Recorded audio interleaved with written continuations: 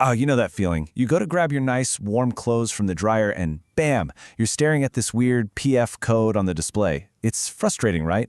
But what if I told you this is actually the best error code you could possibly see? Seriously, stick with me because we're going to get this sorted out in like the next minute.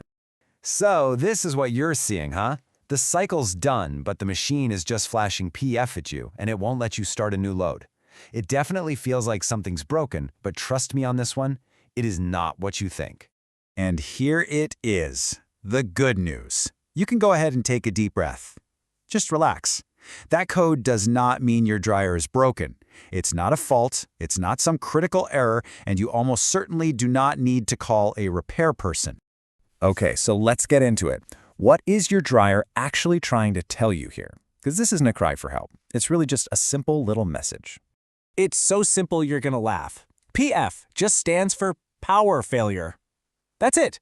All it means is that at some point, the dryer's little computer brain, the control board, noticed that the electricity from the wall blinked out for just a split second. It's just a status update, not a sign of a broken part. Yeah, I like to think of it as your dryer just kind of tapping you on the shoulder and saying, hey, just a heads up, I lost power for a second there. That is literally all it is. The code just stays on the screen to make sure that you, the owner, saw the message. And the cause?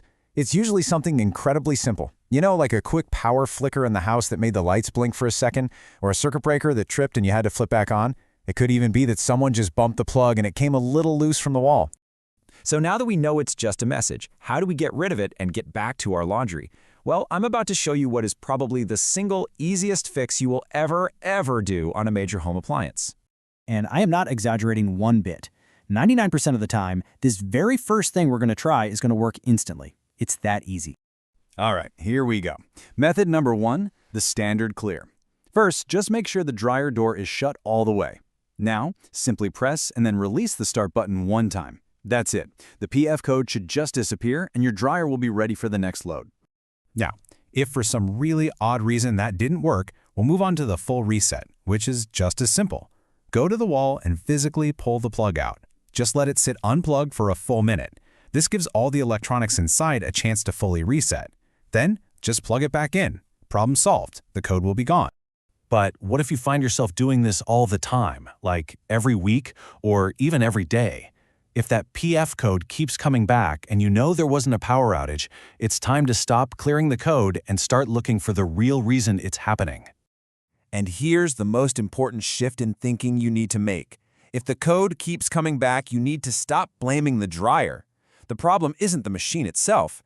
The problem is almost definitely the power that's being fed to the machine. So let's put on our detective hats for a minute and follow the trail of electricity. We're going to trace the power all the way from the wall outlet to the back of the dryer, starting with the really simple stuff first. First things first, go look at the outlet. Is that big heavy-duty plug pushed firmly into the wall? Give it a good solid push to make sure. Take a look at the cord. See any cracks or frayed spots? And this part is absolutely critical. Your dryer needs its own dedicated outlet. Never, and I mean never, plug it into an extension cord or a power strip. They just can't handle the amount of electricity a dryer needs. Now, what's really interesting is how these things are powered. A gas dryer is pretty simple. It just uses a normal 120-volt wall outlet. But an electric dryer, whoa, that's a whole different beast. It needs a huge 240-volt supply. Think of it as two separate power lines going into one plug. If either one of those lines has even a tiny flicker of a power drop, the control board sees it and boom, it gives you that PF code. Okay, and before we go one step further, I have to be crystal clear about this. This is a serious warning. From here on out, we're talking about high voltage stuff. You absolutely positively must unplug the dryer from the wall before you even think about touching a single screw. Safety first, always. Right. With the dryer completely unplugged, the next place to look is something called the terminal block.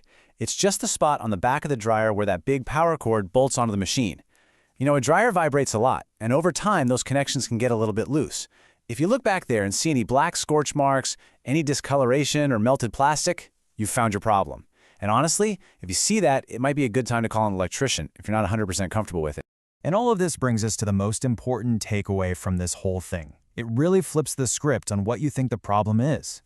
Your dryer's fine. In fact, by showing you that PF code, your dryer is working perfectly. It is doing its job. It was designed to tell you, hey, the power coming to me isn't stable. The machine is just the messenger here. The real problem is somewhere in the power cord, the wall outlet, or maybe even your house's wiring. So that leaves us with this final thought, and it's actually pretty empowering. That PF code isn't a sign that your expensive appliance is dying. No, it's really just your dryer asking you a question. Is the invisible wiring in your walls the real weak link in your laundry room?